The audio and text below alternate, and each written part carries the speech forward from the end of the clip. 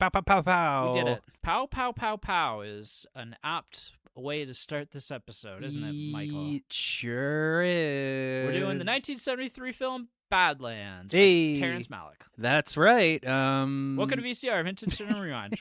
Bringing old movies to new viewers. I'm Blake. And I'm Michael. And I must say, as per usual, I walked into this movie not really knowing what to expect. And oh, wow, was I not expecting so many things in this movie. Yeah, this is kind of an interesting one. It's been on my radar for a while because I'd heard of it through Quentin Tarantino talking about this movie with a lot of love. And then it's kind of in the last, maybe 10, 15 years, I've been hearing a lot of rumblings about this movie and how good it is by a lot of cinephiles. Mm-hmm. It's such an interesting film. It takes, it's set in the 50s.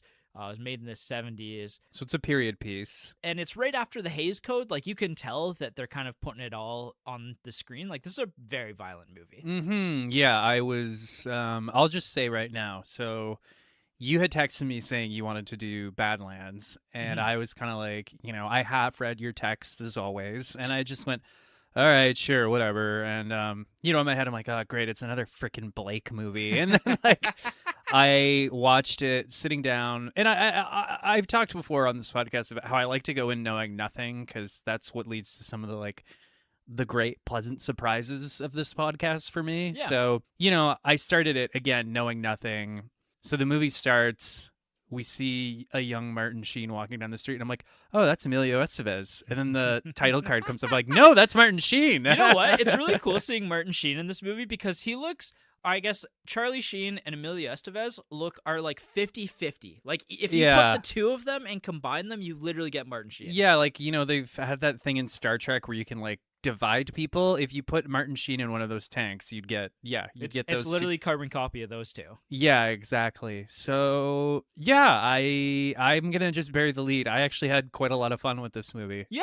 Yeah. Oh, really? Yeah, I liked it. I'm honestly a little bit surprised just because this movie is so infamous for having characters that people feel are almost hard to navigate or hard to dig into, hard to attach to. Yeah. Well, it's funny because we just did Miller's Crossing, and I was a little bit more down on it than you were, although I still quite liked it. My whole thing was I don't really understand Tom's end goal. It's hard for me to connect with him because I don't really know what he wants or what he cares about. Right. And now we've got this other movie where our two main characters are a little obtuse, yeah, a little bit, but for whatever reason, maybe it was just the tone, I really was able to kind of latch onto them. What I found so intriguing about this movie is its cinematic nature. There are a few films that I think are as cinematic as this movie. It feels like this is a film that gets the medium and is trying to push as far into the medium and utilize all of the different substances that go into making a movie, right? This has a phenomenal score. It looks beautiful. The Deep South has never looked so good.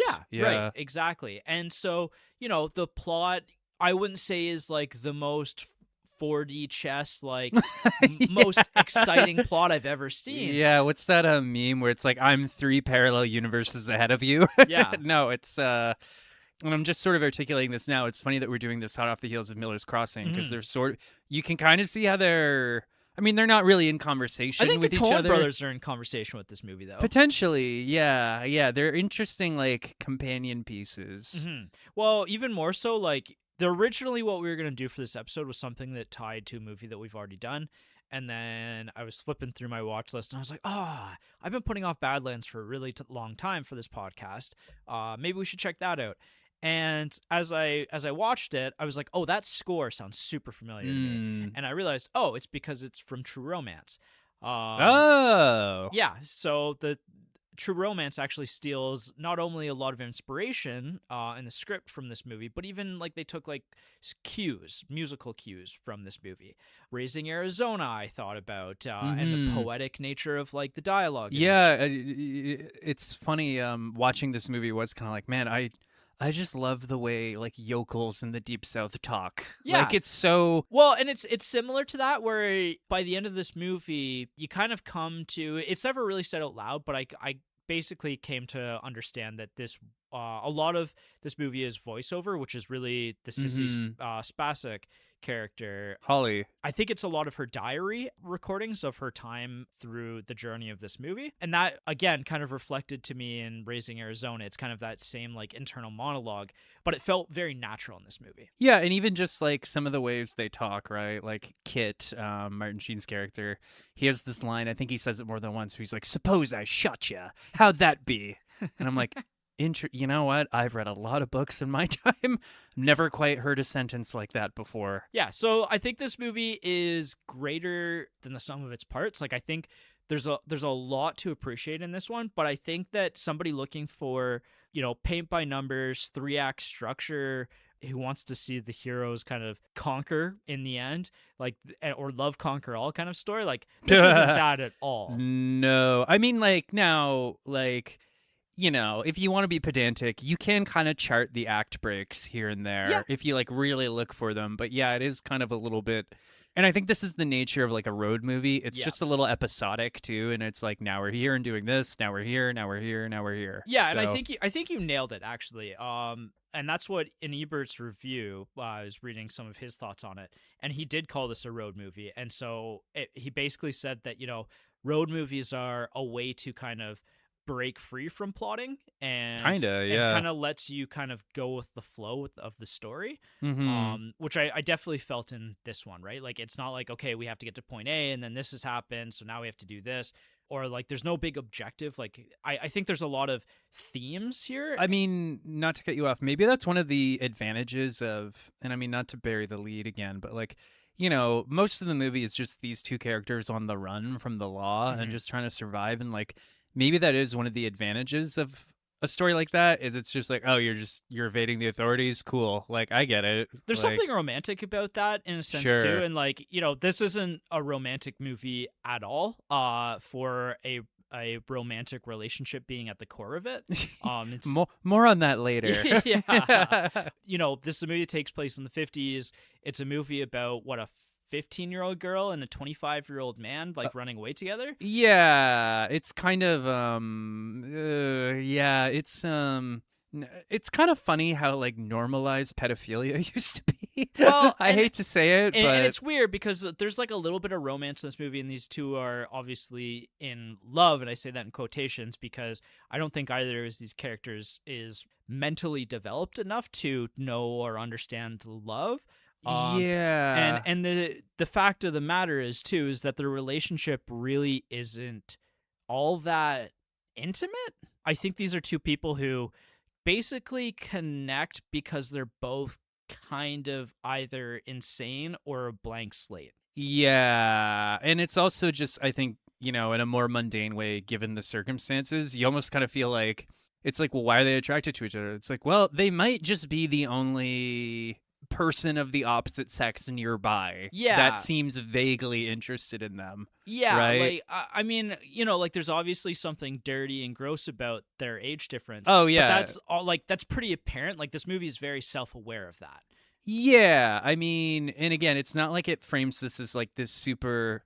I think they only share like one kiss in the whole movie. Yeah. Like, for most of the movie, you could almost be fooled for thinking they're like friends or siblings or something, because like their relationship doesn't really... I almost say that their like relationship is almost more like coworkers. Like, yeah, coworkers. Like, that's a good way of putting it. There's not even like a closeness between them a lot of the time. No, definitely not. And I'm sure we'll talk about this more in the deep dive, but you're right. Like, and I mean...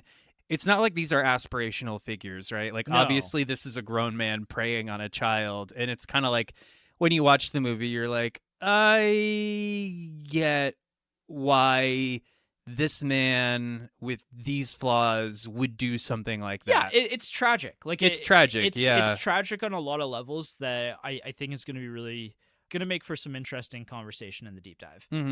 So why don't we do like a quick plot summary in this primer episode? So when we did Miller's Crossing, it was really hard for me to do a plot summary. I can probably do this in one sentence or two. Yeah. So Holly Sargis, she's a 15-year-old girl living in the Deep South in the 1950s. Her mom is dead. Her dad is distant and overbearing. and she ends up connecting with a 25-year-old man named Kit Carruthers, played very, very, very well by Martin Sheen, who's sort of like an older, adrift, I almost want to say troubled teen, but he's too old to be a troubled teen. You know what I mean? Like, yeah, he's never matured beyond his teenage years. Yeah. Like, he's kind of like the sullen, like, going through puberty kind of teenager who just never grew out of that. Yeah, and I mean, like, that becomes very apparent, like, within the first few moments of the movie. So basically, he starts preying on her because that's what he's doing, and the father objects to this relationship naturally, so he decides to win the father's approval by shooting him in the chest with a gun. That's one way to put it. Yeah, so, and then they then embark upon this really elaborate crime spree. Well, not even elaborate. They just sort of leave a trail of destruction in their wake as they try to flee the authorities and like live this kind of idyllic childish fantasy out, and that's pretty much the movie. It's these two little shits fleeing the authorities. On the run, living like the outback life. Yeah, for a time they're like living in the forest together. Yeah, I got a lot of pro le fou as well from this. Obviously, you had mentioned that, right? Yeah. Obviously, like, that movie is kind of more French New Wave. Like, it's a lot more artsy fartsy, I would say. Yeah, Prière Le Fou is more of a vibe, I feel like. This one is more... I'll just put my cards on the table. What I enjoyed so much about this movie is just sort of like, I didn't expect it to be as funny as it was. Yeah. And it's very, very funny. Yes. Like, it's funny. Like, you go on Wikipedia and this is a coming of age neo-noir road film crime drama. And I wanted to be like, no. This is a comedy. I'm very interested to hear your comedic takes from this movie then in the deep dive. Yeah, sounds good. I definitely picked up on some funny moments, but I was definitely more into like the road aspect and just like, again, the cinematic nature of this movie. Okay, so it really won me over. Well, this is interesting because it sounds like we maybe enjoyed it for different reasons. Which I honestly think that's how this movie could be interpreted. Like, yeah, there's a lot going on with this one, and again, there's so much to observe on the screen, in your ears, like the subtext of maybe some of the stuff happening in this film. I think that this is one where I actually don't know if I don't know if I knew by the end of this where I felt on it, but I certainly haven't stopped thinking about it since I've watched it. Yeah, it's very nebulous, but like in a good way. You know what I mean? Right. Whereas for me personally, a movie like Miller's Crossing, I'm like, I didn't get it, right? And I just kind of like, I enjoyed it for what it was, but then I just kind of walked away. Like, this one is more like, there's some stuff that's so up to interpretation that I'm like, oh, like, I am going to be thinking about this for a while. Yeah, I mean, I think the closest modern day comparison that I can make is, this feels very similar to like a Cormac McCarthy novel, and so kind of in connection to that, and also bringing up the Coen brothers already, like, this feels like No Country for Old Men, like as close to No Country for Old Men as I've seen any film in the last like 15 years, basically. Yeah, potentially.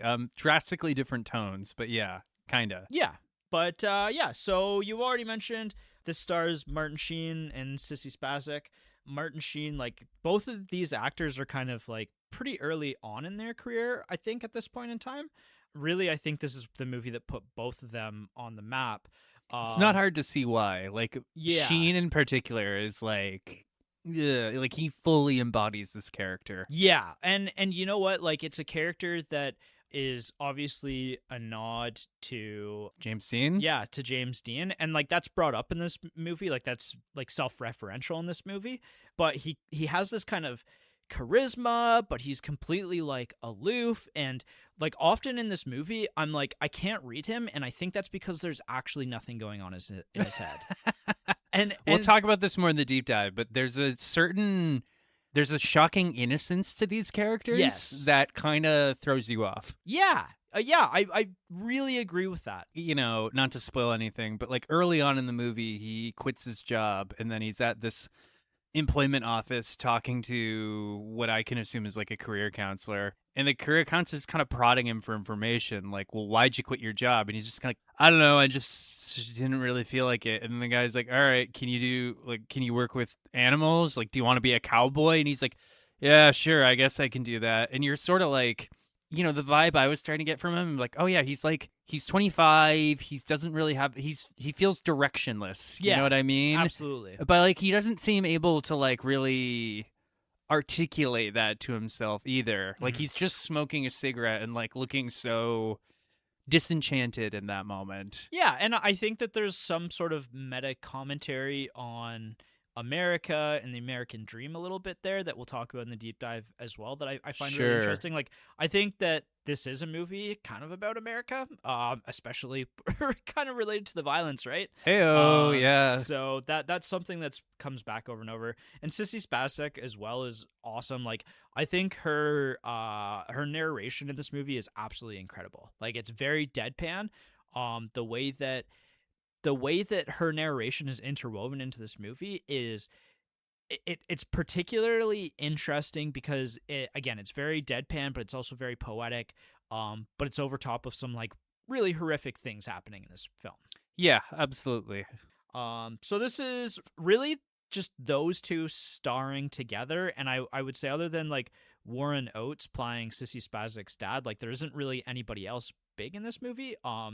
There are a couple of appearances that I want to mention now before you get into the movie that actually Martin Sheen's sons, Charlie Sheen and Emilio Estevez, happen to appear briefly in this movie. They're the two boys who are under the lamppost. I saw that. This is like his first role. Yeah, both of them. Yeah. And then Terrence Malick, the director of this movie, actually makes a cameo as well. He's the man at the rich man's store. Yeah, it's implied he's an architect because he's got like blueprints under his arm. Right. I thought that was... I read that apparently the actor just didn't show up that day, so he's just like, screw it, I'll do it. Yeah. I love that attitude. Just like, yeah, whatever, I'm an actor. Whatever, I'm an actor now.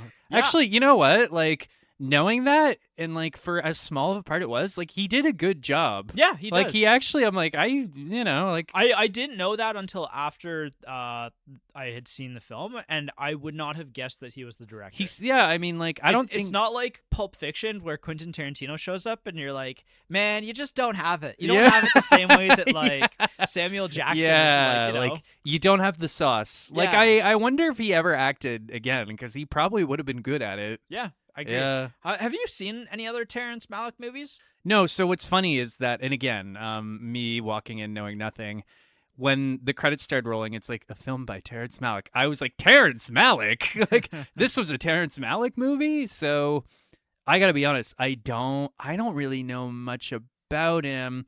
I know this is his first movie. Mm-hmm. All I really know about him is that I think his later movies got like really artsy and pretentious. Yes. I've heard that as well. I haven't seen any of his other films either. Like the movies that he's best known for are Days of Heaven and The Thin Red Line, which are movies that I think came out in the 70s, 80s as well. And then The Tree of Life is kind of the one that he got a lot of recognition for. Well, what's funny is that after Tree of Life, he apparently knocked out like 6 more movies. Yeah. Like pretty quickly.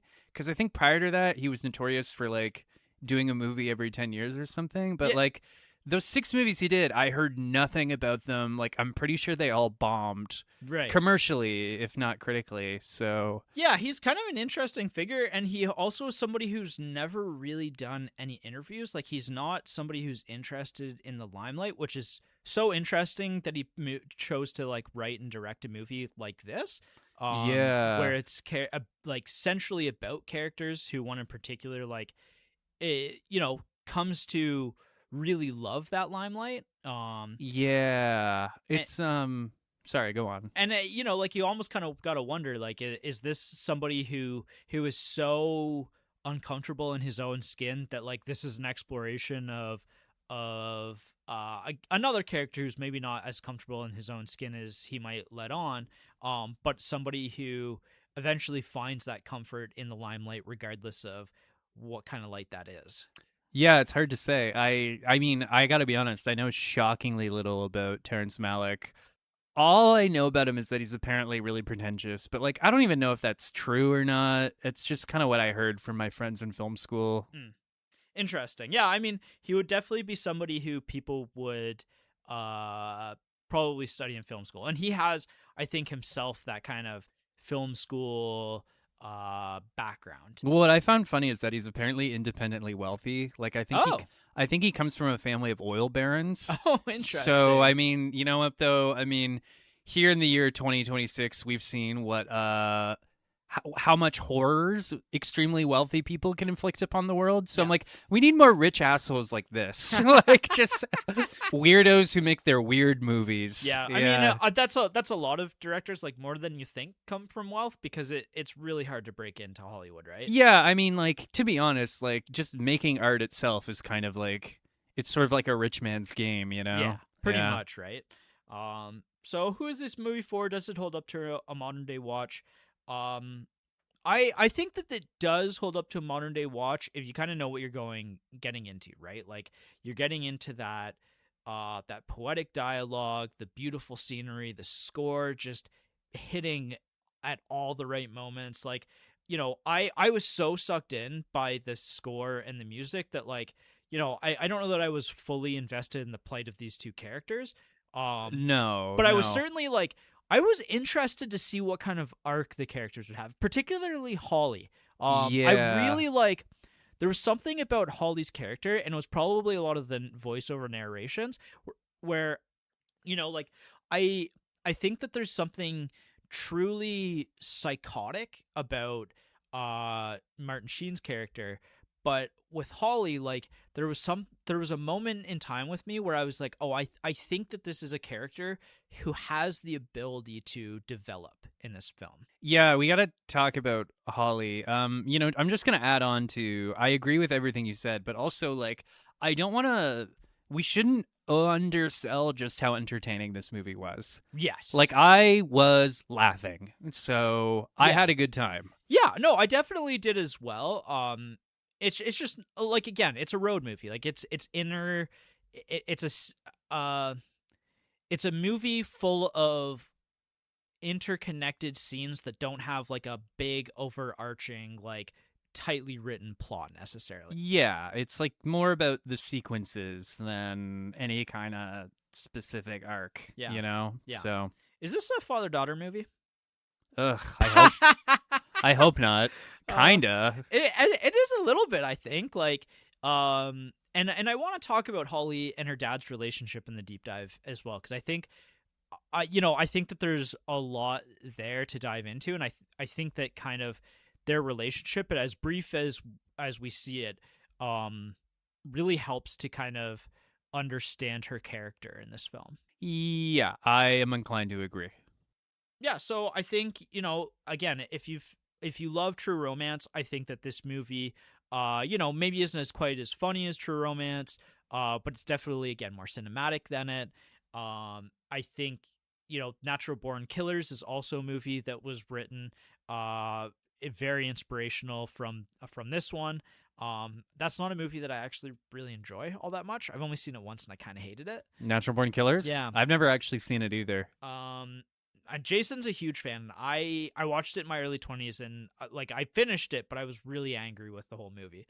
And maybe was the point of it, but that's not the point of this episode. All right, yeah. And also the Coen brothers, because I think that the Coen brothers, I didn't see anything about the Coen brothers referencing this movie, but I felt a lot of Coen brothers inspiration from this one. Yeah, there's definitely a bit of a like through line between the two. Yeah. This is also an indie movie. Like it was made on a budget of like $300,000. It's like basically guerrilla filmmaking. Wow. Yeah, and we'll talk about the development in this film as well in the deep dive, because oh boy, was it a mess. As you kind of alluded to already by actors not showing up. Yep. And I also want to say that, yes, the dog does die in this movie, and it's pretty quick, and it's sucks. Yeah. It sucks, yeah. And even that is something that we're going to have to talk about in the deep dive, because understanding the dog's death explains the character. Indeed. Yeah, so what are your thoughts? Like, do you think this movie holds up? Like, do you think that the average moviegoer is going to like this one? Honestly, yeah, I think it holds up remarkably well. There were a couple moments where I found it dragging a little bit, where I was like, all right, like, can we get to the next scene? Right. But No, in general, like I had a good time with this one. Hmm. So yeah, I do think it holds up. Cool. So when to watch? I got this one as a Friday night flick. I think that's probably the ideal time to watch it. Yeah. Like, I watched it, during the day, so That sounds terrible. it wasn't great, but I still had a good time. Yeah. Yeah. No, I think this is borderline like a grindhouse kind of style movie. Like I love these kind of older movies, like movies from the 70s just hit right on a Friday night post like 8:30, 9 o'clock kind of thing. Yeah. And that's where I love watching these kind of films. Where to watch? Really only streaming right now. I kind of wish I had bought this one because I feel like I need to watch it like 6 more times to get it. Kinda. Yeah. I mean, it's definitely one that could, you'll probably get more layers on multiple viewings. That being said, like, again, coming out of Miller's Crossing, I'm like, I need to watch it again because I didn't understand it. This movie, I'm like, I got to the end, I'm like, no, I get it. Yeah. I get it. Like, it's a complete story to me. Yeah. So, I very much agree with that. It's just for me, like I got it and I got what it was doing, but I also just I felt like not that I was missing something. It's just like there's just so much to chew on in this film, whether it's again the visuals or the score of it, or whether it's even just like some of the character development or like the little nuances between some of these characters, or and some of their decisions that they make, that I just want to see again with full context to see if there's something that maybe I haven't explored yet. And we're gonna do that in the deep dive too, right? Is kind of hash it out a bit, but yeah, no, there's something very endearing about this film, and it's something that I could very well see myself coming back to multiple times, like almost like the way that I come back to No Country for Old Men. That's a movie that if the first time I watched No Country for Old Men, I would have never guessed that I would be watching it, a half dozen more times since that first time when it first came out. And it's almost at this point an annual watch for me, because it's like, okay, this kind of feels like a safe that I need to crack, and I haven't quite cracked that safe yet. Yeah, I get what you're saying for sure. Yeah. Anything else to say before we move on into the deep dive? No, I don't think so. I think we hit all the nails on the head, but yeah, there's gonna be stuff to talk about For sure. Yes. Cool. All right. We So- will see you next time. Bye.